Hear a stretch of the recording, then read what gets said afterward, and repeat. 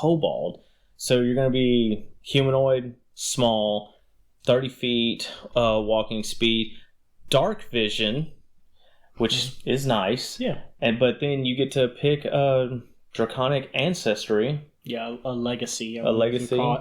But basically you get advantage on saving throws and to avoid being frightened or end the frightened condition. Picking one of these 3 options, by the way. You don't get all 3 of them. Yeah.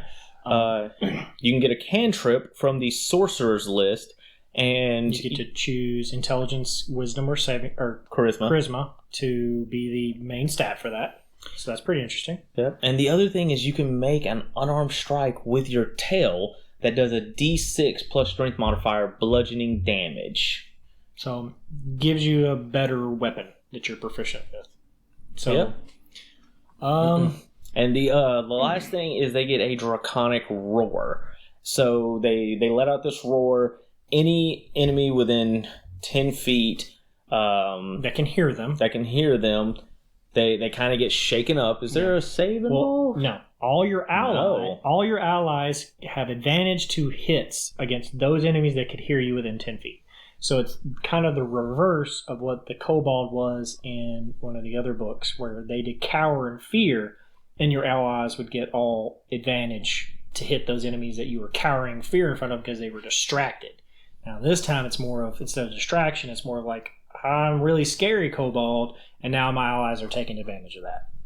Yeah.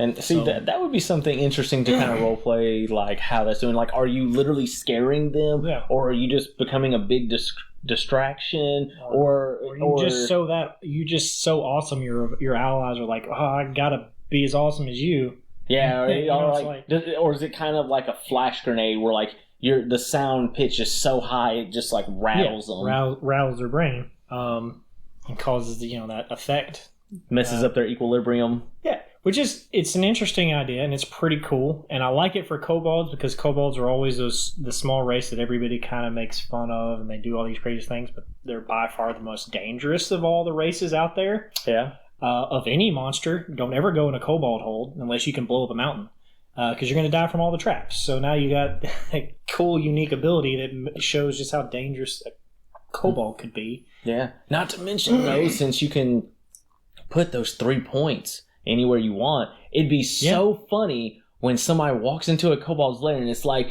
you look down and you see this small kobold that is got a 6-pack and big arms comparatively for a kobold. He's just a buff kobold. No, he's got thick thighs, a thick tail, and he hits you with that thing that feels like you're getting hit by a tree because he's picked up the Draconic legacy of the tree. And you're like, well, that's the weirdest kobold ever, but he's now the tail fighter. Yeah. So, which is, that's funny. Or he's learned capoeira with his tail. Yeah, he's the Rock Lee of kobolds. Kobolds. He's a kobold monk that uses his tail to swing around and knock you out. I mean, that's funny. It's cool ideas. Very interesting. Yeah. Nothing game breaking. The fact that they allow you to either have muscle kobold or kobold that's used to be around bullies, or kobold that's picked up the magic that dragons have. Very interesting. A lot of cool ways you can go with that. Aside from just having, I've got the little runt dude that is good at making traps. The little Kevin McAllister Home Alone kobold. Yeah, when he screams in fear, we all know, okay, this is the time we jump those guys he's next to. And then we fall into a pit trap. Yeah. So very interesting, fun. Not really going to change a whole lot of the ways you would roleplay a kobold. It's pretty much probably the same way. It just gives you new tools to do it with. Yeah, but how to use those new tools with whatever class, that's going to be half the fun of it. But let's get into the feats. Yeah.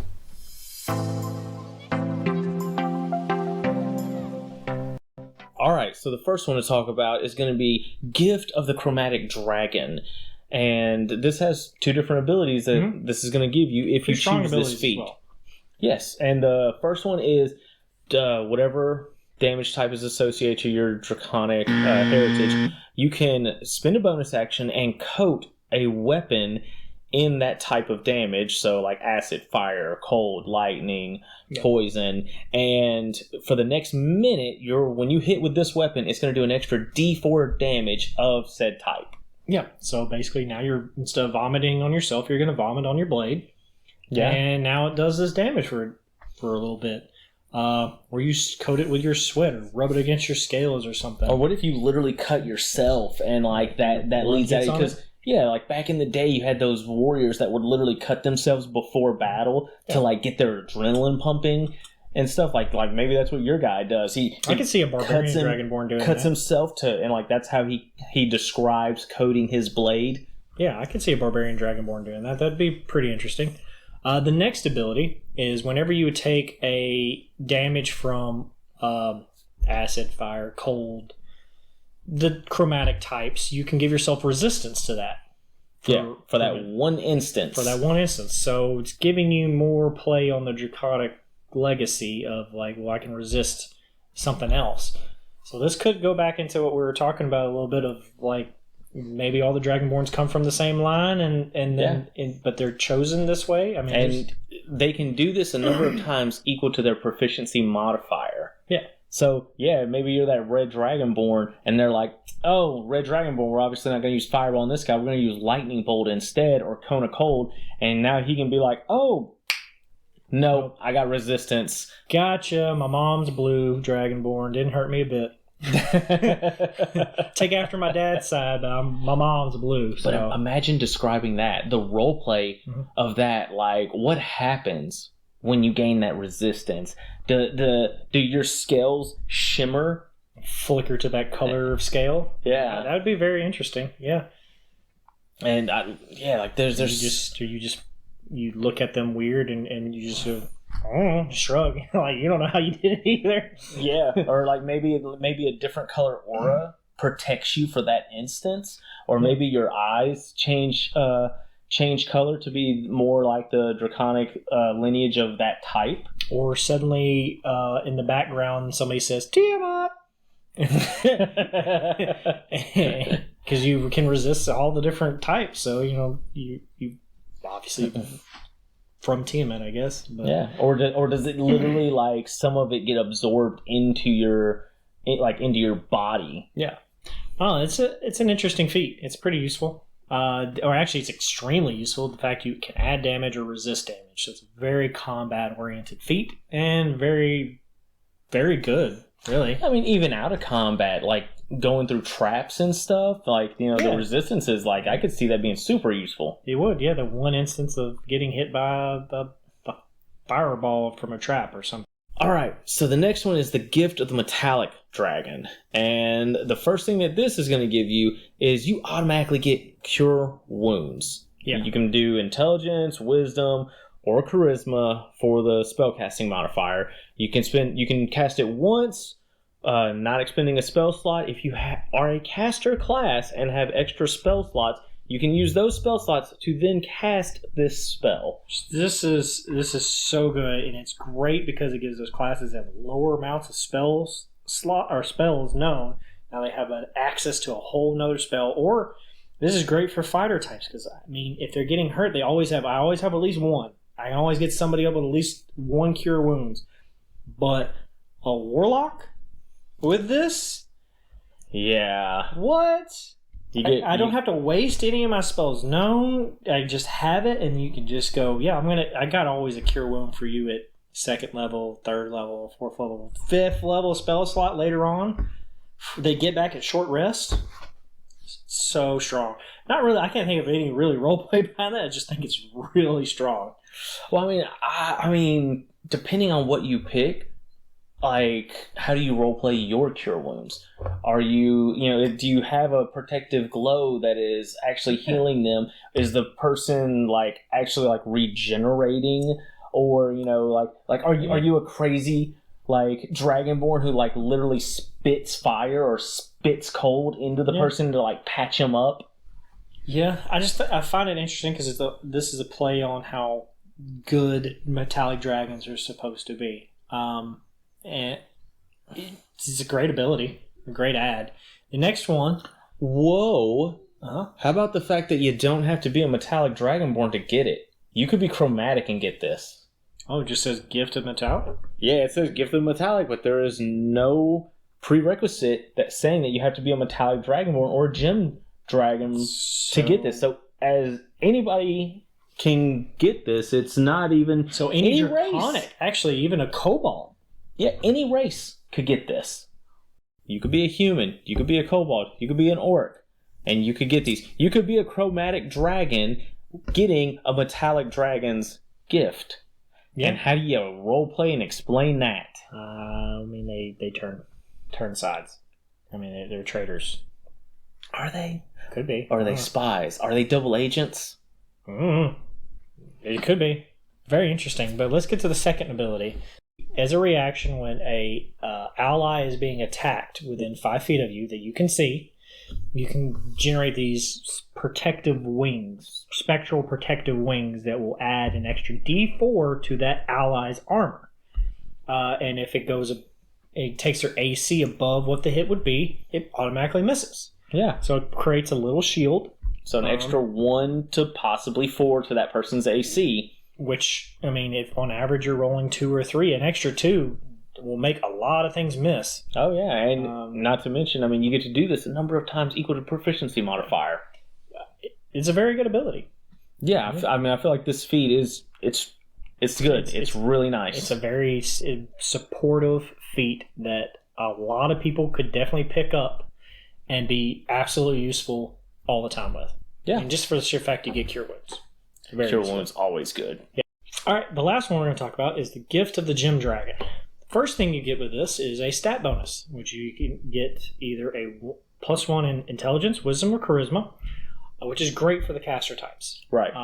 This next ability is even better for the caster types, because if a creature does damage to you within 10 feet, you can use your reaction to cause them to take a strength saving throw. If they fail that strength saving throw, they take 2d8 force damage and get pushed back 10 feet, creating that space you need to get away from somebody. Yeah, so it doesn't matter if they did a breath attack, it doesn't matter if they cast a spell, or if there's just a guy up there in your face hitting you. Yeah. You push them back. If it's a person that has multiple attacks, they hit you that first one, if they fail it, you could push them back enough so that you're not going to take any more damage from the second or third attack. You can disrupt them, or I mean, you can just do a whole lot of things. You can get yourself in position. You can knock them off a ledge or something.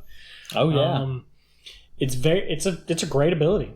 I mean, that's what you get for it. It's awesome, and it's telekinetic. So it's just that wave of psychic energy or psionic energy that blast off the body or is directed at them. You know, you could do a cold-hearted glare at them, and just force of your glare knocks them back. I mean, it's a great ability. Yeah, I wonder how a person would describe that, like roleplay wise. Like, does the person take the damage and just like shoot gems back at the person, or does like a gem come up that like reflects the attack back and pushes the person away? I would describe it as a ripple of reality being forced off of you, as a psionic energy of you pushes it away. So you just see almost like looking through a bubble, a soap bubble maybe, come at you, knock them back. Nice. Just as they see that, just reality shifts around you as it's pushed. So it feels very psionic-like. I like that. Yeah. That's the new Draconic races and the feats that came out. We're not going to talk about the spells. Yeah, there's a lot to these spells, and they're definitely going to take some tweaking. There's some cool ones in there. You guys can look at them and decide for yourselves, but as we look at them, what we discussed about would be the more role-play value and what these abilities do and what you can get out of your game. Spells, you can figure it out. If you guys want us to do a video about the spells, let us know. Yeah, put it in the comments. But I mean, I like what came out with them. I like how they're doing the ability stat points. I like that they changed the Dragon's Breath where you can replace it with the attack action. Yes. And I like the extra abilities you're getting, because it really does make you feel more draconic. Yeah, it's definitely pushing more in that line. Instead of being dragon-like, you're now more draconic. You are a dragonborn. They're really pushing that direction. I really like the abilities that they've been given, because the potential the player has to add that in towards their backstory and leading towards working with the DM to what story they want to tell or what they'd like to see happen in the campaign. Yeah. And I just enjoy it because they're given just that more that feel, the way the Dragonborns play, the way they'll look, and more ways to explain and play off of your abilities.